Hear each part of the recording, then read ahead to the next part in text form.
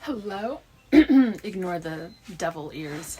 Halloween. Anyway, I am so excited about today's video because I'm going to be talking about something that I don't think I've really spoken about much on my channel, and that is books.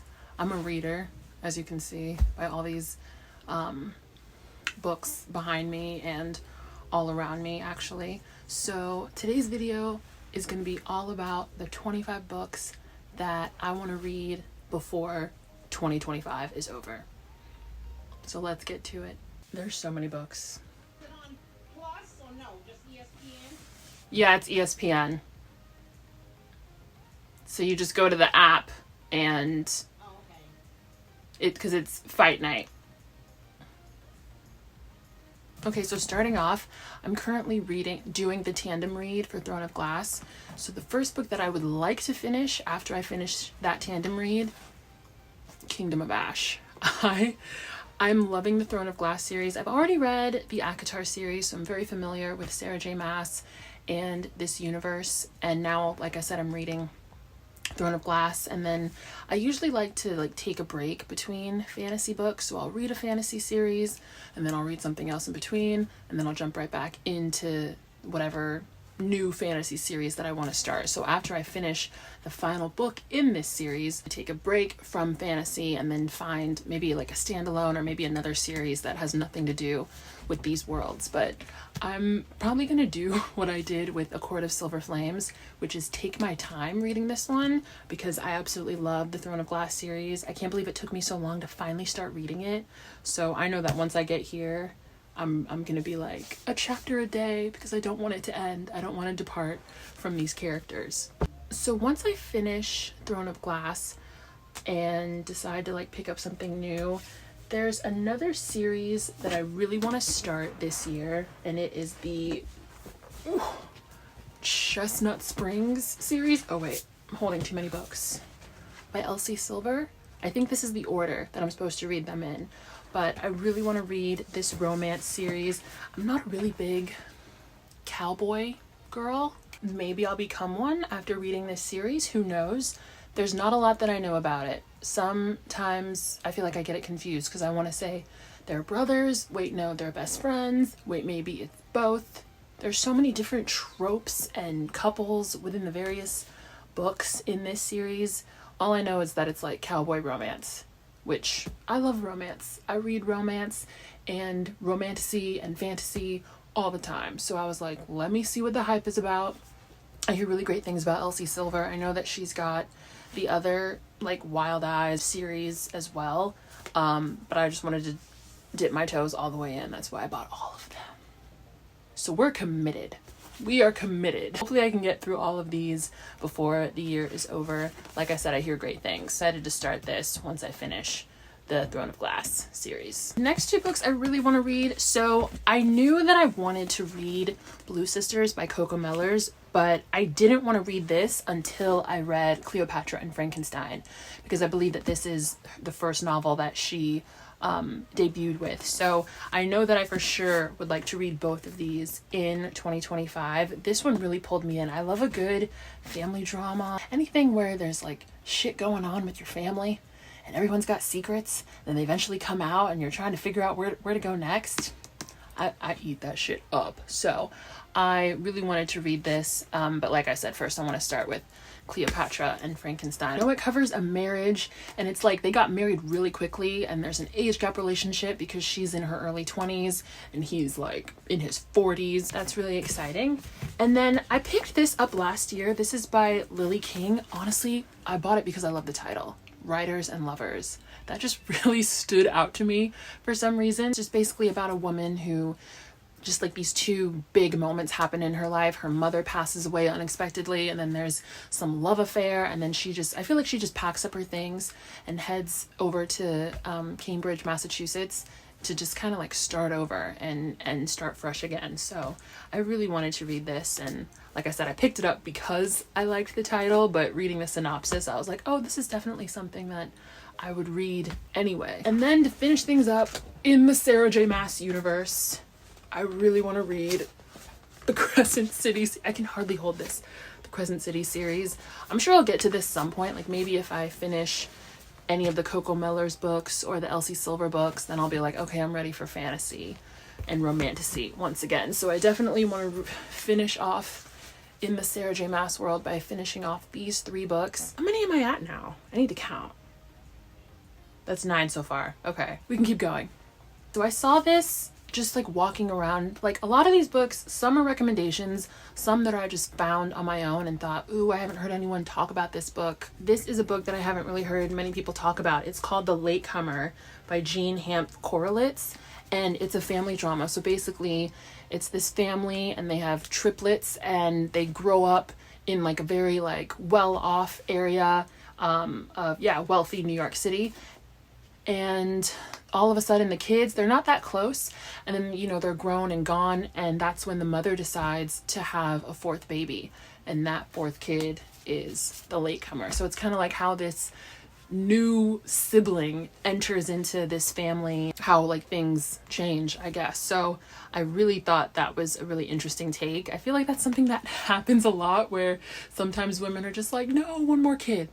And so that's essentially what's happening here. Like I said, I love a good family drama, and that's what I think I will get with this book. I'm trying to go into reading these books as blind as possible. Like I don't want spoilers, and I don't want to hear like too many reviews. Like I hear great things, sometimes I hear mixed things, but I'm trying to like really like drown that out when I am reading, so I can just come to my own conclusion and make my own mind up about how I feel about it, and not be too influenced by those who are really passionate and say they really, really liked it or they really, really didn't. Okay, this is the one memoir that I plan on reading in 2025. It's called Modern Whore by Andrea Werhan. This book is basically about how the author decided to enter the world of sex work and become an adult sex worker. And I don't know why I found that to be so interesting, because it's such a taboo topic itself. And I just liked that here was this woman who's like, I did it, and this is how I did it, and this is what I experienced, and this is, you know, what life looked like for me during that time. And I just thought it was just a really interesting thing to like write about and publish, and I've never read anything like this before. I would open it up and show you some of the pages, but there's some risque photos in here. Like she's not afraid to show off her body, as she should. But yeah, I remember one time I tried reading this and I was out in public and I'm like, oh, maybe I shouldn't like open these pages up, because who knows who's looking over my shoulder. They may see titties. Work. Jumping back into the fantasy romantasy world, I want to read, what is it, like the Empyrean series? I believe that's what it's called. But Iron Flame and Fourth Wing. This is probably one of the books, or one of the like series that my friends have recommended to me the most, alongside like the Sarah J Maas universe. But yeah, I hear wonderful things about this book and about, what's his name, Zayden? I think that's how you say it. I hear great things about him, that he's got like great book boyfriend, book husband potential. That's what we like to hear. We love wonderful men. I for sure want to read this. I know the 3rd one's coming out. What day is it? The 11th. 3rd one's coming out in like 10 days, week and a half. So yeah, I don't think I'll get through both of these in a week and a half. I'm not that fast reader, but I do plan on reading them, and then I can jump into book number 3. I have no idea how many books there are in this series. Like I said, I know the 3rd one's coming out. I don't know if she's going to do a 4th. Do not ask me. I am not intelligent. Well, when it comes to like these authors and keeping up with them, I'm clueless, but that's okay. And then also, back to like being clueless, I had no idea, same author, that she also did romance books. So I picked this up, Variation, and then I realized, oh my gosh, this is the same author that wrote about Fourth Wing and Iron Flame. This was one that I just like stumbled upon in Target, and I really liked that it's a romance, and it's kind of like a, I don't want to say childhood romance, but they do have history. I'm a sucker for a good romance book. And it also, based on the synopsis, it also feels like it'll be a slow burn. And like, she's a ballerina. He is a Coast Guard rescue swimmer. Oh. So he's got a nice body. That's what I'm hearing. When it comes to Rebecca Yarros, I think I'd want to start with her Empyrean series first, and then move on to Variation.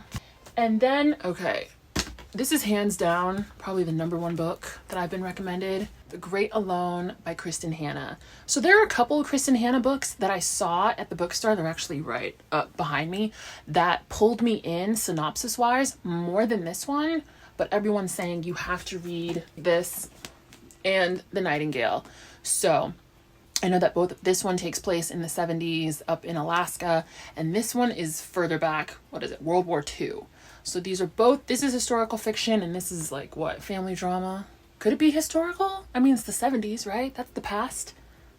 Maybe not so much as, I don't even know what I'm saying. These are books that I want to get to, definitely high up on my priority list. I know that this one's going to be a film soon, and a lot of people have been saying about The Great Alone, they're just like, read the synopsis, don't look anything up, and then just like start.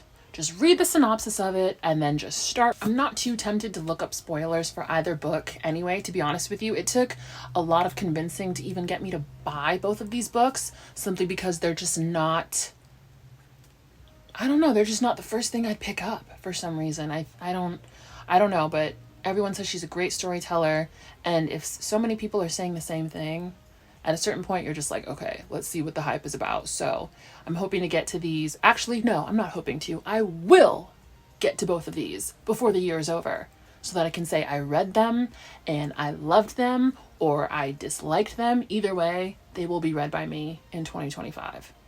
How many am I at now? Okay, a few more. So then the next book that I want to read this year, I want to read Intermezzo by Sally Rooney. There is a couple booktubers that I follow who are big fans of her work. This is her latest release, I believe. I still have the Target coupon on there. Don't pay attention to that. But I do plan on reading this. I haven't read any of her other books, so I'm not familiar with her writing and her writing style and the things that she writes about. Maybe I can come back later on and say, yeah, I liked it, the hype is real, or no, it isn't. We'll see. All right. Finishing up, there's like quite a few series I'm noticing that I want to read this year, but another series that I want to get to, the Beartown series by Frederick Bachman. So funny story, I actually picked these up in the wrong order. I was at Barnes & Noble, I saw the winners, and I was reading it and I was like, wow, this sounds really interesting. It's like some like hockey town and there's drama in this small town. But I was reading the synopsis a little bit more. I was like, read the synopsis at Barnes & Noble, and then I came home and I read it again. And there was something telling me, I think this is a series. I don't think this is a standalone. So sure enough, I go on Goodreads and come to find out, first book, second book. So I essentially picked up the grand finale in the trilogy. So I went back to the bookstore, picked up the other two. I know that it's a series on HBO currently, but I don't want to watch the series until I read the books. I believe like a couple of his books have been adapted. Maybe like 1 or 2 or 3 maybe. I know Beartown's a series. I feel like there's 2 other books of his that have been turned into films or TV shows. So, I mean, hey, that's promising. If your work is that good, people want to see it come to life. I want to read Same as It Ever Was by Claire Lombardo. I read her first book, The Most Fun We Ever Had. I loved that book. It was a family drama with 4 sisters, and they've all got their own little bits of bullshit happening in their lives, and I really liked it. It was a really great debut. So I saw this in the bookstore and I was like, oh my god, I love the author already. So I know I'm gonna love this one. This is another family drama, marriage trouble. I'm telling you guys, I eat this up. I love this. Last but not least, because I hear she is the slow burn queen and I love a good slow burn romance, I am going to be reading my first ever, whoa, what's happening here? I'm going to be reading my first ever Mariana Zapata book. This is The Wall of Winnipeg and Me. This was recommended by Steph Bower. I really love her videos. I watch her all the time. She said that this was one of her faves by Mariana Zapata. And I believe Larry Reed said that as well. Was it Larry and not Steph? One of the two. I watch both of their videos so many times, I get confused. Slow burn romance is one of my favorite tropes when it comes to romance books. I love how it just builds and builds and then bam. So I hear that that's what you get with Mariana Zapata. So I plan on reading that as well. Lord knows when, maybe in the spring. I feel like spring is a good time for a romance. Who knows? We'll see. If I wind up not reading all 25 of these books, that's okay. I don't really have a reading goal. I set one for myself last year because I'm not the fastest reader. But reading goals, they just add pressure and they make it a competition. And I didn't want to feel pressured, and I didn't want to feel like I was having to compete when it came to reading. I'm not like the fastest reader. I know some people can read like 10 books in a month. Yeah. No. And I'm not going to try. I'm just going to do what I always do, which is read at my own pace. We will get there when we get there. So I'm hoping to incorporate more of these books and any of the other books behind me into my future videos. But I just wanted to say, like, that is a map. That's like a general map of where we're at for 2025 and what I will be just like dipping into throughout this year. So I think 25 is a great number, great goal. My goal last year was 35. I got to 32. That's basically it. My little 2025 TBR. I have so many books all around me that I got to put back on these shelves. But I will definitely be updating you this year as more videos come out for these books that I've been reading and any new releases that I may pick up in the coming months. And yeah, I hope you guys enjoyed this video, and I will see you in my next one.